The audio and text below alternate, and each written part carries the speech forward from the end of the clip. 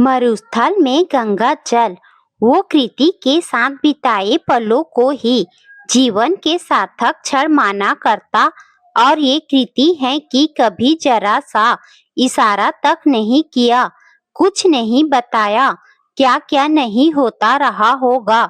लड़के से मिली होगी, आपस में बातों का आदान प्रदान, फिर तारीख तय हुई होगी, निमंत्रण पत्र छपने गए होंगे। यानी कृति ने इस खुदबुदाहट को अपने भीतर दबाए रखा और वरुण के सामने जिक्र तक नहीं किया।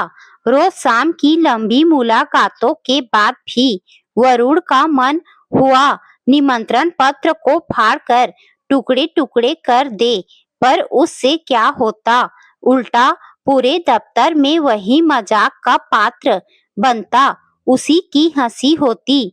कृति उसके पास निमंत्रण पत्र रख कर सीधे अपने केबिन में चली गई थी और काम भी करने लगी थी, एकदम सहज होकर। वरुण के मन में उमड़ते हुए ज्वार भाटा की भला उसे क्या पड़ी थी, अब वो शादी कर रही थी। वरुण का तो दिन ही खराब हो गया था, आज कोई काम करना उसके वश की बात नहीं थी, न उसका दिमाग काम कर रहा था, न ही जबान। कृति तो उसके सामने आई नहीं, उल्टे चपरासी और चाय वाले को 3-4 बार वरुण की फटकार सुननी पड़ी। वरुण तो जैसे आसमान से जमीन पर पटक दिया गया था। उसके बस में आता तो वो जोर जोर से रो देता, एकदम तन्हा होता तो ऐसा भी कर देता, पर चेहरा तो उसका एकदम रुआसा सा ही हो चला था। सब इस बात को महसूस तो कर रहे थे, पर कहने की हिम्मत किसी की नहीं थी, क्योंकि वरुण के तेवर थे ही कुछ ऐसे। दफ्तर चलता रहा। खैर, दफ्तर से छूटते ही कृति को झकझोर कर सब कुछ पूछने की मन ही मन ठान ली थी। बेसब्री से वह शाम होने का इंतजार कर रहा था। जाने का समय होते ही वह चट से उठकर सीधा सीधा कृति के केबिन में पहुंचा, पर वो तो वहां ही नहीं। पता लगा किसी जरूरी काम की वजह से पहले ही निकल गई हैं।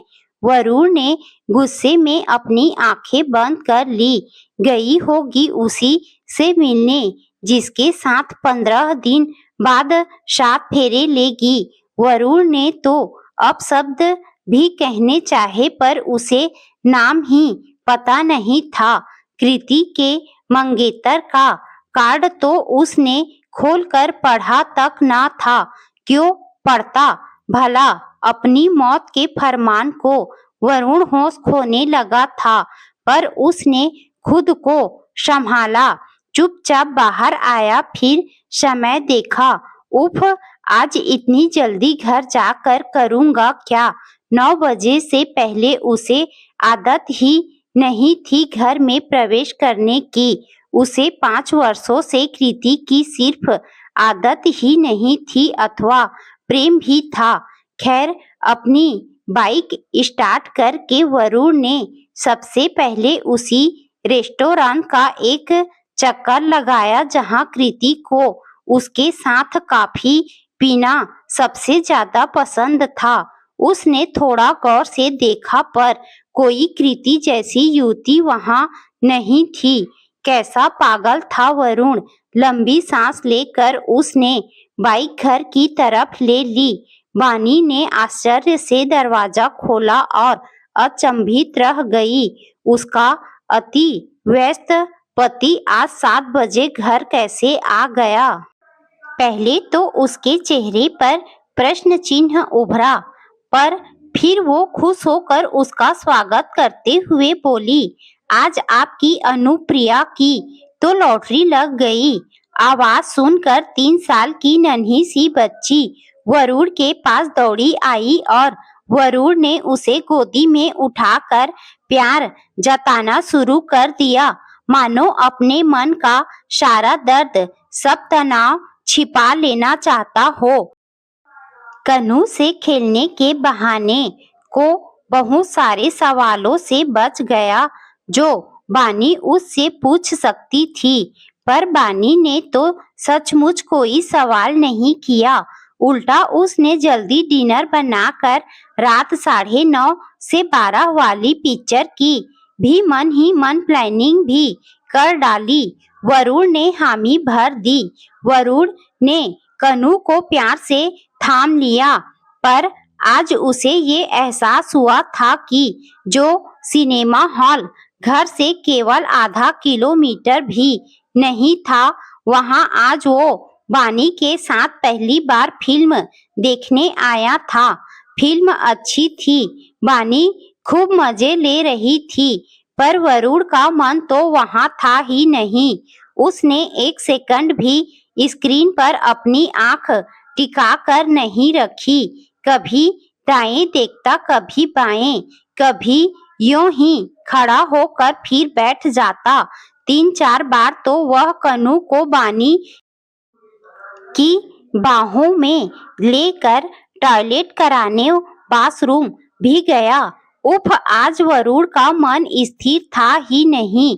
जैसे जैसे फिल्म खत्म हुई और बानी की उत्साहित प्रतिक्रिया पर हाँ हूँ करता हुआ वरुण कन्हू को गोदी में थामे चुपचाप चलता रहा। नन्ही कन्हू फिल्म और पापा के तनाव से बेखबर सो रही थी। वरुण आगे था और हंसती चहकती बानी पीछे पीछे आ ही रही थी कि एक पुकार पर बानी और वरुण दोनों ठिठक गए। बानी ने पीछे मुड़ कर देखा। रात 12 बजे उसे भाभी भाभी कहकर आवाज देने वाली कौन आ गई। वरुण भी पलट गया और जो देखा तो वरुण के पसीने छूट गए। वो कुछ कहता या बचता उससे पहले ही भाभी भाभी कहकर कृति ने बानी को अपनी शादी में आने का न्योता दे डाला। कृति ने वरुण के फोन पर बानी के बहुत सारे फोटो देखे थे, इसीलिए उसे पहचानना कोई बड़ी बात नहीं थी। भाभी, आप 15 दिन बाद विवाह में आ रही हैं ना? ऐसा प्यार भरा आग्रह करके कृति अपने मंगेतर को वरुण से मिलवाए बगैर नमस्ते करके हंसती हंसती उसकी कलाई थामे आगे बढ़ गई। वरुण भी जरा शकपकाता कुछ छिपाता बानी के साथ घर की तरफ मुड़ गया। मुड़ तो वह गया, पर बाइक स्टार्ट करने की आवाज कृति की खिलखिलाहट और उसके मंगेतर की भी कुछ शरारतपूर्ण शब्दावली उसके कानों तक साफ साफ पहुंच रही थी। घर पहुंचकर न बानी ने कुछ कहा न वरुण ने कुछ बताया, पर सुबह के नाश्ते के समय जरूर बानी बड़े मन से कृति की तारीफ कर रही थी। कैसी संस्कारी और सुशील लड़की है, मुझसे मिली, इतने प्यार से बात की, जरूर ले चलना आप मुझे उसके विवाह समारोह में। बगैर वरुण की प्रतिक्रिया देखे सुने बानी नाश्ता लगाती रही, टिफिन पैक करती रही और बस ऐसे ही सहज रही जैसी वो हमेशा से थी। बानी हमेशा ही वरुण की बाइक पर प्यार से कपड़ा मारती थी। ठीक 1 मिनट पहले जब वरुण को दफ्तर निकलना होता था। कमाल है, आज तक वरुण ने इन बातों पर न गौर किया, न इनकी कीमत को समझा, न कभी बानी के लगाव को अहमियत दी। और बानी भी कैसी निश्चल सरल थी। वरुण तो कृति के साथ शाम गुजार कर कभी 10-10 बजे भी घर आता, तब वो काम का प्रेशर समझकर चिंतित ही होती थी, क्रोधित कभी नहीं। यही सब सोचते हुए वरुण ने बाइक स्टार्ट की और दफ्तर पहुंचा। आज शाम भी वह सीधा घर ही वापस आया था और डिनर के बाद वो लोग कन्हू-प्रिया को एक बाल मेला दिखाने ले गए। वरुण थोड़ा सशंकित था, मगर बाल मेले में कृति या उसके मंगेतर से मुठभेड़ होना करीब करीब नामुमकिन ही था।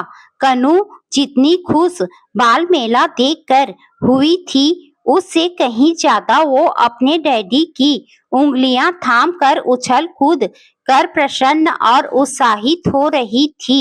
इस बात को आज वरुण अच्छी तरह समझ रहा था। इसी तरह दिन निकलते रहे।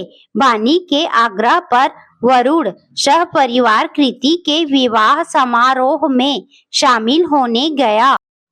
वापसी के समय बानी की खिली खिली आवाज हवा से बातें करती बाइक में वरुण तो साफ साफ सुन रहा था। दुल्हन बनी कृति ने कितने प्रेम से मंच से उतरकर बानी का स्वागत किया, गले मिली। कनू की किलकारी देर रात तक जारी थी। इधर वरुण मन ही मन चैन की सांसें लेता यह सोच रहा था, चलो पीछा छूटा कृति जैसी मृग मरीचिका से। कहाँ उसको नीति ने ऐसा अनमोल रत्न दिया बानी के रूप में, और वो था कि विवाहित होते हुए भी कृति के चक्कर में पड़ा। वो तो रेत में गंगा जल खोज रहा था, पता नहीं क्यों।